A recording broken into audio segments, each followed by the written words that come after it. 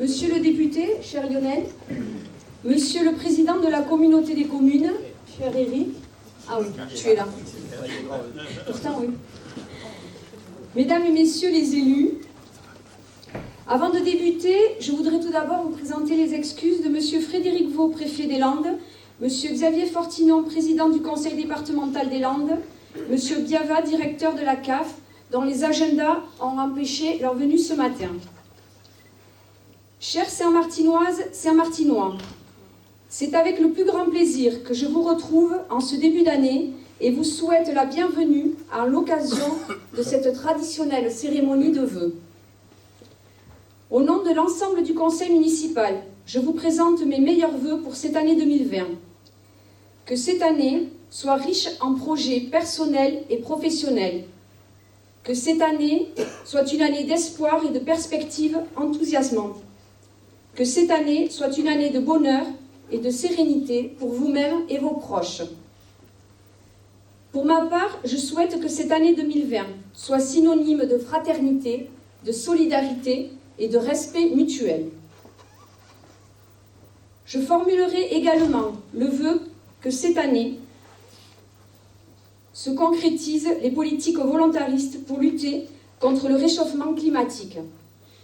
Notre planète est en danger, nous devons être à la hauteur et ne pas décevoir notre jeunesse.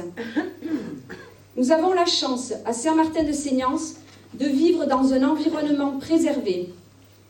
Il est de notre mission, à toutes et à tous, de la protéger par les gestes justes du quotidien.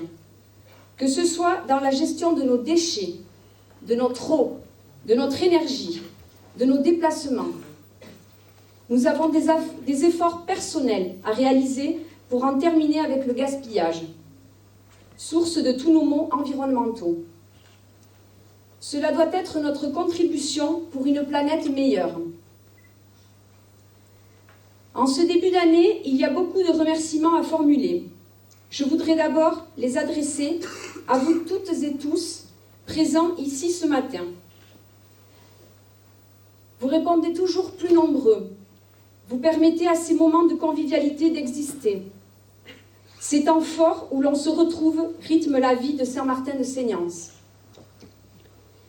Nous avons toujours souhaité privilégier ces moments qui rassemblent les Saint-Martinoises et les Saint-Martinois, en présence de l'ensemble des partenaires de la commune.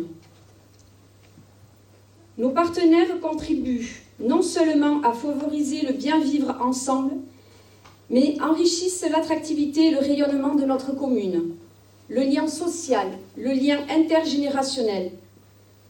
C'est aussi ça le développement durable d'une société, d'une ville. Je voudrais remercier nos interlocuteurs institutionnels, de l'État, de la région Nouvelle-Aquitaine, du conseil départemental, des différents syndicats, notamment le SIDEC, auquel la commune vient d'adhérer pour l'assainissement collectif. Je tiens à souligner ici leurs compétences et la qualité de nos relations. Je tiens tout particulièrement à remercier notre partenaire privilégié, la communauté des communes du Seignances, qui nous apporte au quotidien son concours et se mobilise efficacement pour le développement de notre territoire. Merci aux élus qui s'investissent dans cette mission et qui permettent que de nombreux projets voient le jour et se développent. Les zones d'activité se remplissent d'entreprises à forte valeur ajoutée. Vous pouvez le voir sur la zone de Souspès qui est pleine et puis Norton qui va commencer à se remplir petit à petit. Mais aussi des entreprises solidaires comme la plateforme Solibat, dont les travaux d'installation en débutent en 2020, portée par les compagnons bâtisseurs de Nouvelle-Aquitaine. Cette plateforme collectera les matériaux et équipements non utilisés dans le BTP, les restes de chantier, pour les fournir à bas coût au public en difficulté. Après Tours et Bordeaux, Saint-Martin-de-Seignances sera la 3e plateforme Solibat à être créée en France. L'espace numérique solidaire propose accueil, conseil et formation afin de réduire la fracture sur les usages numériques. Le label Territoire à énergie positive qui permet de mettre en place des actions consacrées pour une croissance verte. En 2019, nous avons eu encore droit à un riche programme culturel de qualité. Le Conseil communautaire a adopté en juin 2019 une nouvelle compétence visant à étudier, créer et gérer un équipement aquatique à intérêt communautaire. Il a également pris la compétence voie cyclable qui permettra de relier Centre de Saint-Martin-de-Seignance à Ondres et Auberge de l'Adour. Notre PLU a été arrêté en décembre 2019. Souhaitons qu'il devienne opérationnel en 2020. Les élus communautaires ont également arrêté le 4e programme local de l'habitat du Seignance pour la période 2020-2025. Ce PLH vise notamment à préserver le cadre de vie des habitants et à développer du logement abordable et de qualité pour tous. Comme vous pouvez le constater, beaucoup de projets voient le jour. Je ne peux cependant que regretter le refus de la commune de Tarnos sur le transfert de la compétence organisation de la mobilité, qui aurait permis au territoire d'adhérer enfin au syndicat des mobilités du Pays Basque et de l'Adour. C'est impératif pour chacun d'entre nous de disposer enfin de transports collectifs adaptés à nos besoins quotidiens est une nouvelle fois empêché. Mais les élus continuent à travailler. Mais que ces calculs politiciens ne me fassent pas oublier d'affirmer toute notre reconnaissance à l'ensemble des associations de notre commune, qu'elles soient culturelles, sociales ou sportives, qui se sont surpassées cette année encore pour contribuer à l'animation de notre ville. Par l'organisation de nombreuses manifestations, elles ont su nous faire partager leur passion et leur dynamisme, mais aussi nous donner toute la mesure de leur talent. En mon nom et celui de la municipalité, je voudrais dire à l'ensemble de notre personnel communal combien nous apprécions son engagement, ce personnel qui s'acquitte avec dévouement de l'ensemble des missions que nous lui confions, afin d'offrir aux Saint-Martinois la qualité de service attendue. Je tiens à rendre un hommage appuyé à toute l'équipe du panier du Seignance qui se mobilise au quotidien afin d'aider ceux d'entre nous que la vie épargne le moins, et ce, dans une démarche tout aussi discrète qu'efficace. Je ne voudrais pas oublier de remercier les pompiers pour leur courage, leur dévouement et leur altruisme. Ils l'ont encore une fois montré tout au long de l'année, mais aussi et surtout lors des inondations de novembre dernier. Je salue également le travail de la gendarmerie nationale. Leur disponibilité, leur écoute et leur partage d'expérience sont très appréciables pour mener avec efficacité les missions de sécurité. Au cours du mandat, les projets sont présentés, débattus, et le maire a le rôle du chef d'orchestre. Il doit composer en fonction des besoins et des demandes de la population, des contraintes, des objectifs et des priorités. Pour cela, il n'est jamais seul et ne peut rien sans une équipe municipale à ses côtés. Cette équipe lui donne la force dont il doit faire preuve au cours de son mandat. Cette équipe le soutient et l'enrichit aussi d'idées et de nouveaux projets. Je voudrais prendre le temps de remercier chacun d'entre eux, leur action étant guidée par l'intérêt général. Un élu a une vie professionnelle, une vie privée, une vie de famille. Il a, comme vous tous, des moments de doute, mais il doit chaque jour se mobiliser pour respecter son engagement et faire que l'intérêt général prédomine. Fier de cet engagement et de l'ensemble des actions réalisées depuis 2014, ayant eu le privilège de conduire depuis 2017 ces 6 années de mandat, commencées par Lionel Cos, c'est avec un grand plaisir, mais aussi une profonde humilité, devant la tâche qui reste à accomplir, que je vous confirme que je conduirai une liste de rassemblement aux très prochaines élections municipales. Ce matin, j'aurais voulu vous parler de notre commune, vous faire part de ce qui a été fait depuis 6 ans et de ce qu'il reste à faire. Vous dire que la gestion d'une commune aujourd'hui se professionnalise et qu'elle ne peut plus se satisfaire des techniques du passé. Mais cette cérémonie est particulière puisque la campagne des élections municipales a débuté. Des règles précises imposent un discours factuel.